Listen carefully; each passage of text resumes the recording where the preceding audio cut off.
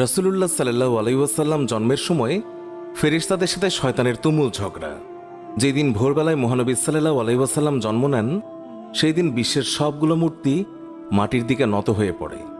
ইরানের রাজার বিশাল প্রাসাদের বারান্দা কেঁপে ওঠে এবং ছাদের 14টি প্রাচীর ধসে পড়ে। বিশ্বের সব সম্রাটের সিংহাসন উল্টে পড়েছিল। বিশ্বের সব রাজা বোবা হয়ে পড়েছিলেন, অর্থাৎ তারা কথা বলতে পারছিলেন না। সেদিন গণকদের সব জ্ঞান লুপ্ত হয় এবং জাদুকরদের জাদুগুলো অকার্যকর হয়ে পড়ে। বিশ্বনবী সাল্লাল্লাহু আলাইহি ওয়াসাল্লাম জন্মের সময় শয়তান তার সন্তানদের মধ্যে আর্তনাদ করে ওঠে।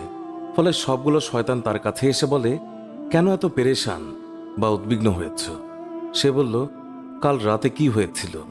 রাতের প্রথম থেকে এই পর্যন্ত দেখেছি যে আকাশ এবং জমিনের অবস্থা বদলে গেছে।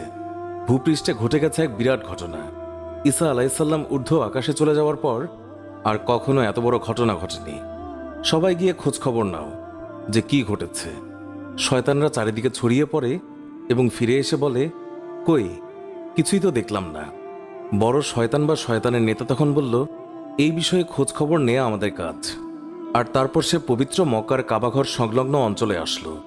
সে দেখল যে ফেরেশতারা কাবাঘরের চারিদিকে ঘিরে রেখেছেন।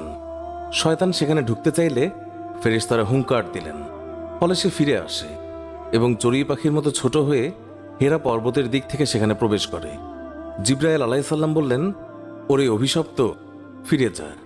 সে বলল, হে জিবরাইল, আমার একটা প্রশ্ন আছে, বলতো আজ রাতে কি ঘটেছে? জিবরাইল আলাইহিসসালাম বললেন, সর্বশ্রেষ্ঠ নবী মুহাম্মদুর রাসূলুল্লাহ সাল্লাল্লাহু আলাইহি ওয়াসাল্লাম আজ রাতে জন্ম নিয়েছেন। শয়তান প্রশ্ন করল, তার মধ্যে কি আমার কোনো কর্তৃত্বের অংশ আছে? সে তথা ইবলিস বা শয়তান আবার প্রশ্ন করল, তার উম্মতের মধ্যে কি আমার কোনো অংশ আছে? জিবরাইল আলাইহিসসালাম বললেন, হ্যাঁ। ইবলিস বলল, আমি সন্তুষ্ট হলাম। হযরত হালিমা বর্ণনা করেন, শিশু মুহাম্মদ রাসূলুল্লাহ সাল্লাল্লাহু আলাইহি ওয়াসাল্লামকে আমার গৃহে আনার সাথে সাথেই রহমত বরকত প্রকাশ হতে লাগলো। এত পরিমাণ দুধ নির্গত হলো যে রাসূলুল্লাহ সাল্লাল্লাহু আলাইহি ওয়াসাল্লাম এবং তার দুধ ভাই একান্ত তৃপ্তির সাথে দুধ পান করে ঘুমিয়ে পড়তেন। আর উটনির দিকে চেয়ে দেখতে পাই সেগুলোর স্তন দুধে পরিপূর্ণ হয়ে গেছে।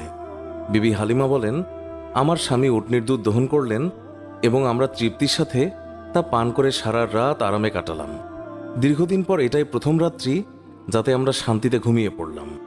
আমার স্বামী বললেন, হালিমা, তুমি খুবই ভাগ্যবান এক শিশু নিয়ে এসেছ। আমি বললাম, আমারও এটাই ধারণা, এই শিশু অত্যন্ত সৌভাগ্যবান। বিবি হালিমা আরও বললেন, মক্কা থেকে ফেরার পথে শিশু মুহাম্মদকে কোলে নিয়ে যে দুর্বল বাহনটিতে চলতে লাগলাম, মুহাম্মদ রাসূলুল্লাহ সাল্লাল্লাহু আলাইহি ওয়াসাল্লামের বরকতে বাহনটি এত দ্রুত চলল যে সবার বাহনকেই হার মানালো। আমার সাথী মহিলারা আশ্চর্য হয়ে বলতে লাগলো, এটা কি সেই দুর্বল সওয়ারি যার উপর আরোহণ করে তোমরা প্রথম এসেছিলে? তারপর বাড়ি এসে দেখলাম সমস্ত বকরিগুলো দুধে পূর্ণ হয়ে গেছে, অথচ কিছুক্ষণ পূর্বে সেগুলো দুধ শূন্য ছিল। আমার গোত্রের লোকেরা তাদের রাখালদেরকে নির্দেশ দেয় যে তোমরাও তোমাদের পশু ওই জায়গায় চড়াও যেখানে হালিমার বকরি চড়ে। কিন্তু তা তো চারণ ক্ষেত্রের বিশেষত্ব ছিল না, বরং গায়েবী মদদ এবং বরকতের মধ্যে তা নিহিত ছিল। তা ওই সমস্ত লোক কোথায় পাবে? এইভাবে আমরা প্রায় তার বরকতের ঘটনাবলী প্রত্যক্ষ করতাম। হযরত হালিমা বর্ণনা করেছেন, তিনি কখনো শিশু মুহাম্মদকে উলঙ্গ অবস্থায় রাখতেন না। সেই রূপ করলেই তিনি চিৎকার করে কাঁদতেন। যতক্ষণ পর্যন্ত তার শরীরের উপর চাদর টেনে না দেয়া হতো ততক্ষণ তিনি ক্রন্দন থামাতেন না। হালিমা বলেন, যেদিন থেকে আমি জানতে পারলাম শিশু মুহাম্মদ সাল্লাল্লাহু আলাইহি ওয়াসাল্লাম উলঙ্গ থাকতে পছন্দ করেন না, সেই দিন থেকে আর কখনো তাকে উলঙ্গ রাখেনি।